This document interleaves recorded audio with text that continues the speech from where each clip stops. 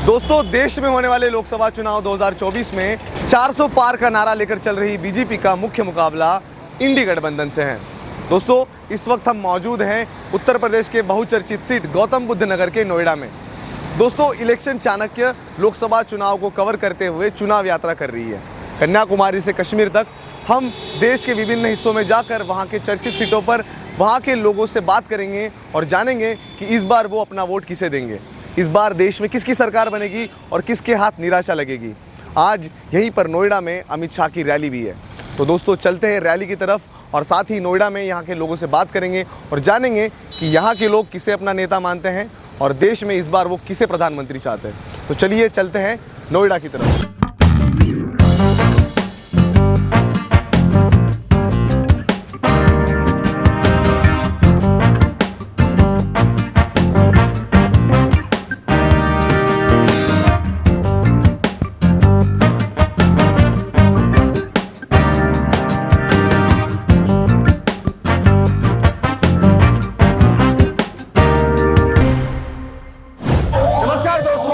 मौजूद है उत्तर प्रदेश के बहुचर्चित सीट गौतम बुद्ध नगर में। जी हाँ, यहाँ पर नोएडा में आज अमित शाह यहाँ की एक रैली में जनमत को संबोधित करेंगे। यहाँ पर चौथी बार उनके उम्मीदवार महेश शर्मा बीजेपी की तरफ से मैदान में हैं और उनके ही प्रचार के लिए अमित शाह यहाँ पर अपनी रैली करने वाले हैं। तो यहाँ पर सभी जगह का आयोजन हो चुका है और अमित शाह यहाँ पर आने बाकी है। तो चलिए चलते देखते हैं क्या है इस रैली में उनका कहना और करेंगे बात यहाँ के जनमत के साथ में। जुड़े रहिए इलेक्शन चाणक्य के साथ। धन्यवाद।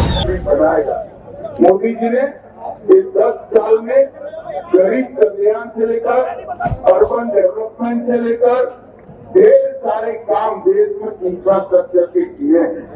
नोएडा में महेश शर्मा और नरेंद्र मोदी जी की जोड़ी ने बड़ा एयरपोर्ट आया, ढेर सारे हाईवे से इसको जोड़ा है और नोएडा के चहुमुखी विकास में बहुत बड़ा योगदान महेश जी ने दिया है। मोदी जी ने और योगी जी ने पूरे उत्तर प्रदेश एक मजबूत कानून और व्यवस्था की परिस्थिति निर्माण कर उत्तर प्रदेश के विकास के लिए एक नया रास्ता खुला है।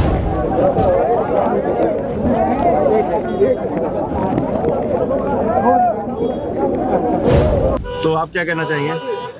देखिए, बाकी लोग विपक्ष को समझ आ रहा है, विपक्ष के जो नेता हैं विपक्ष को उनको खुद को समझ आ रहा है, ना उनके वहाँ नेता है, ना नीतियां हैं, ना नीयत है। विपक्ष शर्मराता हुआ नजर आ रहा है। तो अच्छे लोग, समझदारी लोग जो हैं वो भारतीय जनता पार्टी ज्वाइन कर रहे हैं और उसी के श्रेणी में मैं अभिनंदन करता हूँ मेरे भाई मदन चौहान जी का, जो उन्होंने पार्टी ज्वाइन करी और उनके आने से पार्टी को मजबूती मिलेगी। आज अमित शाह जी नहीं आ पाए तो इसके लिए बहुत निराशा। प्रकृति के रास्ते में हमें उनसे स्वीकार करना चाहिए। जो प्रकृति की देन है, प्रकृति हमारी माँ है, तो उसको हमें स्वीकार करना चाहिए। चलिए, थैंक यू। देश में चुनाव का माहौल है, क्या कहना चाहेंगे?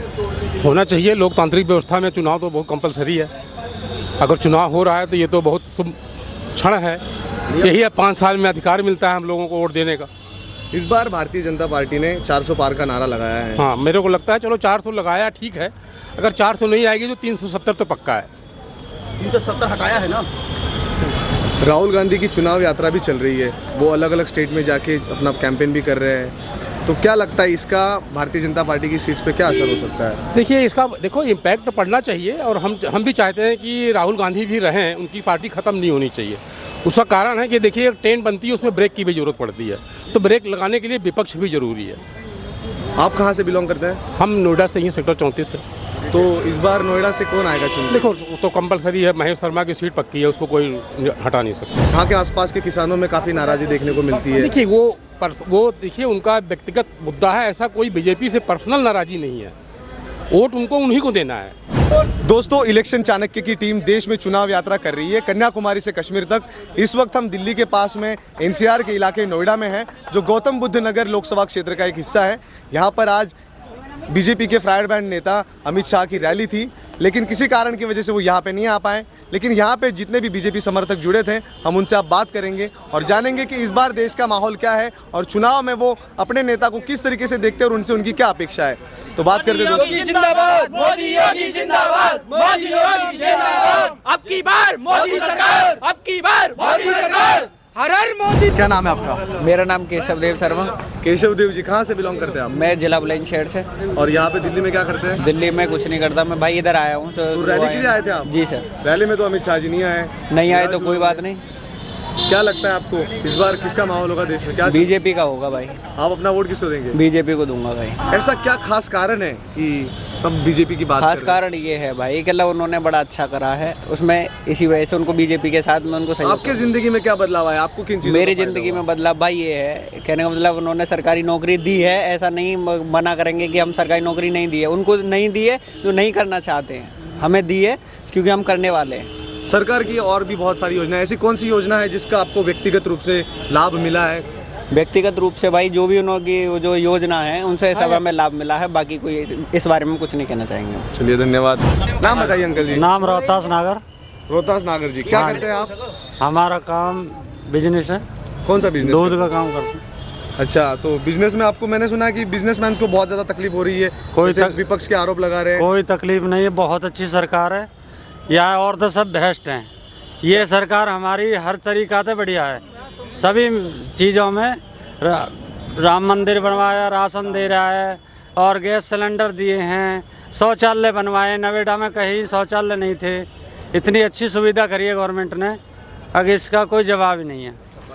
आप बिजनेसमैन हैं, लोग तो कह रहे हैं कि मोदी जी सिर्फ बिजनेसमैन की सुनते हैं, गरीब की नहीं सुनते, इस पर क्या कहना चाहेंगे? ये गरीब के ही लिए ज़्यादा कर रहे हैं, बिजनेसमैन के लिए कुछ कर रहे हैं, सभी के लिए, लेकिन गरीब के लिए ज़्यादा कर रहे हैं। तो इस बार चुनाव में क्या लगता है?